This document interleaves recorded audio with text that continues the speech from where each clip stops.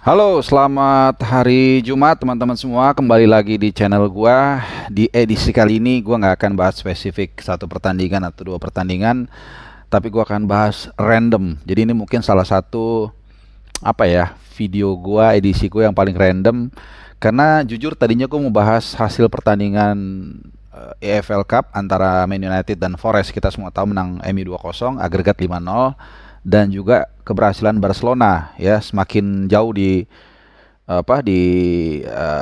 klasemen La Liga. Saat ini mereka ada di peringkat 1, menjauh dari Real Madrid dengan poin 8 angka ya, walaupun ada satu pertandingan sisa dari Madrid. Cuman kalau bahas itu doang rasanya kurang menarik, selain memang khususnya untuk MU ya, karena memang hasilnya sudah mudah ditebak. Di leg pertama mereka menang dengan skor 3-0, mengantongi kemenangan yang cukup mutlak, sehingga sudah gampang ditebak lah MU bakal menang. Dan akhirnya gua searching ternyata banyak berita menarik justru di belakang pertandingan-pertandingan tersebut ya.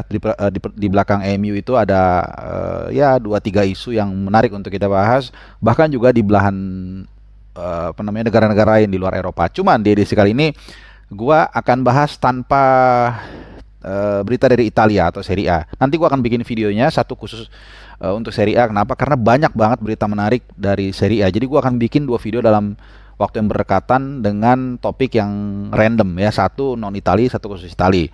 Oke, tapi tetap gua akan singgung sedikit terkait dengan keberhasilan MU ke final EFL Cup dengan mengalahkan atau menyingkirkan Nottingham Forest ya. Dan memang kalau kita lihat line up yang ditampilkan oleh Erik ten Hag ini nggak main-main. Erik ten Hag seperti yang gue prediksi juga di video gue sebelumnya, dia memang ingin benar-benar mencoba memaksimalkan setiap piala yang mereka ikuti, baik Piala Liga atau EFL Cup, kemudian FA Cup, mereka juga on the way, dan Europa League menghadapi Barcelona ini nggak mudah.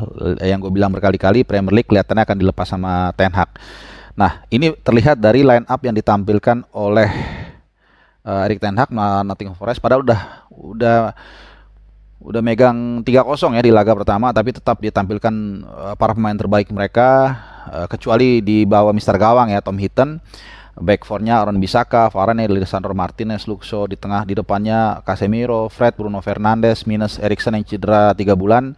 Kemudian Weghorst, Anthony dan Garnacho. Hanya Rashford yang disimpan ya. Jadi memang ini penting untuk bisa memulai rezim Erik ten Hag ini dengan something. Dengan trofi itu perlu, walaupun dikatakan ini trofi kan sepat ya, tapi tetap perlu untuk memboosting moral. Nah, cuman yang menarik di sini adalah justru ini adalah ini final pertama mereka atau MU setelah 5 tahun terakhir ya, 2018 terakhir mereka melenggang ke final FA Cup ya, di final kalah dari Chelsea kalau nggak salah. Dan gue masih ingat kalau benar 2018 ya, itu kalah dari penaltinya Eden Hazard ya. Dan itu satu-satunya atau penalti final terakhir mereka ya. 2017 mereka terakhir dapat juara Europa League bersama Mourinho, dan 2018 tahun kemudian mereka ke final tapi kalah dari Chelsea. Nah, yang menariknya gue baca dari media-media di Inggris, ini FA sudah memberikan lampu hijau nanti final tanggal 26 Maret ya, tanggal 26 Maret, bener nggak nih 26 Maret?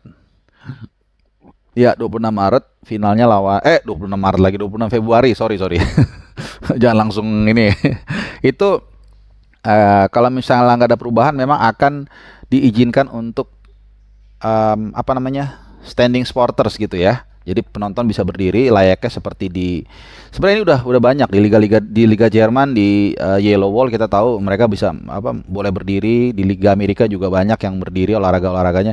Cuma memang kita tahu setelah tragedi Hillsborough, All Seater Stadium itu mandatory ya. Tapi ini akan menjadi yang pertama dalam 34 atau 35 tahun kalau memang nanti tidak ada perubahan 26 Februari ada penonton yang berdiri ya. Dan ini memang mereka agak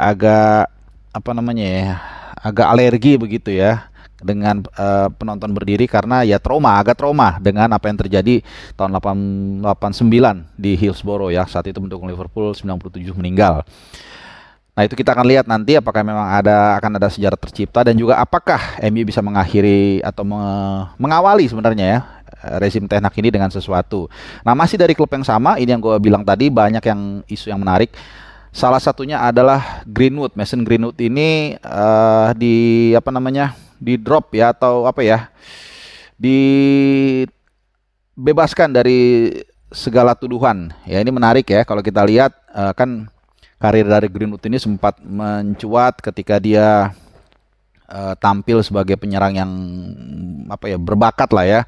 Kemudian mulai tergeser setelah datangnya Ronaldo, kemudian ada kasus apa namanya, sex abuse, dan akhirnya bulan Januari ya tahun lalu, ini jadi 1 tahun yang lalu dia ditahan, dan jadi dari mulai dia merangkak naik, accelerate, tiba-tiba dia jatuh, tapi berita terakhir tuduhannya itu di drop ya, jadi di apa namanya, nggak dilanjutin. Kita akan lihat apakah memang ada kejelasan dan kemudian dia bisa kembali membela United. Kalau memang bisa, maka ini akan menjadi sebuah boosting moral di waktu yang tepat ya, karena kita tahu MU baru aja kehilangan siapa, si Christian Eriksen ya. Tentu ini bisa menjadi booster apa namanya, pemain lah, moral buat United. Nah, masih dari MU juga, walaupun ada hubungannya dengan Le Bleu, jadi Rafael Varane, back andalan dari Manchester United, ini yang banyak diragukan, banyak yang mengasumsikan kok Madrid mau jual 45 juta nih, pasti ada sesuatu. Ternyata terbukti dia bisa menjadi andalan di lini belakang dari pasukan Man United ya, pasukan Erik ten Hag. Ini mengumumkan pensiun dari tim nasional Prancis ya, dan tentu sudah banyak ya rekor yang diciptakan sama dia. Total dia menciptakan 5 gol dalam 93 capsnya bersama tim nasional Prancis, dan tentunya menjadi salah satu milestone-nya ketika dia membawa Prancis juara dunia 2018 dan juga final 2022 kalah dari Argentina. Ya, ya sudah cukup panjang perjalanannya di klub, juga dia banyak mendapatkan gelar bersama Real Madrid. Kayaknya mungkin hampir semua gelar dia dapatkan kecuali Euro kalau gua nggak salah ya. Intinya banyak lah. Nah, sekarang tadi setengah Inggris setengah Prancis, sekarang full Prancis. Kylian Mbappé ini berita buruk buat Les Parisiens, striker andalan mereka, pemain termahal di kedua dia ya, setelah Neymar ya. Mbappé dipastikan absen selama 3 bulan karena mengalami cedera paha ya.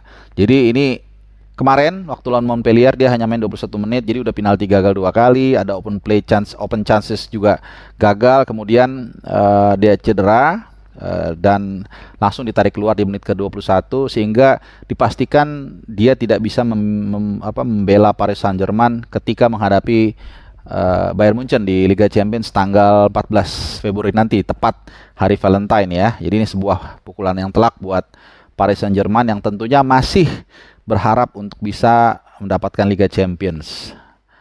Nah, itu dari Prancis. Sekarang kita ke Barcelona. Tadi udah gue singgung ya, dengan kemenangan 2-1 dari Bilbao ini membuat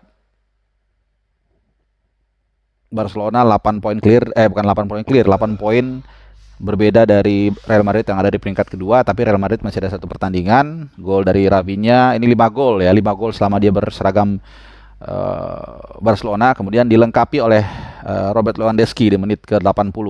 Ini gol ke-14 Lewandowski. Jadi goodbye juga ya dari 2 pemain ini, walaupun Rafinha agak lambat tapi mulai menunjukkan dia bisa berkontribusi. Oke, terakhir dari Inggris, kita balik lagi ke Inggris ya. Bernardo Silva dikabarkan meminta Pep Guardiola manajemen untuk dilego ke La Liga, kembali ke La Liga, tapi dia tidak mau meninggalkan Januari. Toh juga Januari udah tutup ya bursa transfernya, jadi dia mau nanti akhir tahun dia pindah, terlepas ke Madrid atau Barca. Dan gua rasa klub mana yang nggak mau mendapatkan jasa seorang Bernardo Silva. Jadi kita akan lihat ya bagaimana City kelihatannya mulai pelan-pelan digerogoti.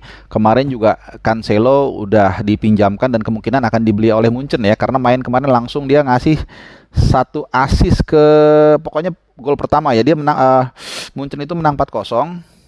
Terus Cancelo itu langsung ngasih 1 assist. Jadi gua rasa kalau gue jadi Munchen, gue akan mempertahankan dia, dan kita semua tahu skillnya seperti apa. Ke golnya Choupo-Moting ya, sama-sama mantan pemain Inggris. Choupo-Moting mantan pemain Watford. Jadi Ini seperti Rezaliha Nusa juga nih di Persib teman-teman ya. Pindah dengan apa namanya tiba-tiba, ya lumayan tiba-tiba ya ini. Kemudian di debutnya langsung memberikan assist. Rezaliha Nusa juga memberikan assist buat David da Silva ya. Dan Cancelo juga, dan gua rasa sih itu tadi ya, Munchen cukup beruntung ya, dalam kurun waktu mungkin sekitar 8 bulan dia dapat dua pemain hebat dengan kemungkinan harga yang relatif murah. Sadio Mane sekitar 30 jutaan kemarin, dan sekarang walaupun cedera ya kemarin, sekarang dapat Cancelo dalam status pinjaman tapi bisa dipermainkan sekitar 61 juta. Jadi it's okay ya dengan skill seperti Cancelo yang sangat luar biasa. Dan apalagi, dan ya gua rasa itu dulu, itu update dari gua. Seperti yang gua bilang, nanti gua akan bikin juga satu video khusus dari Italia. Italia juga banyak nih ya, jadi kalau gua campurin terlalu banyak. Jadi terima kasih udah nonton, tunggu video gue yang berikutnya full soal Italia, berita-berita terbaru. Thank you udah nonton, ciao.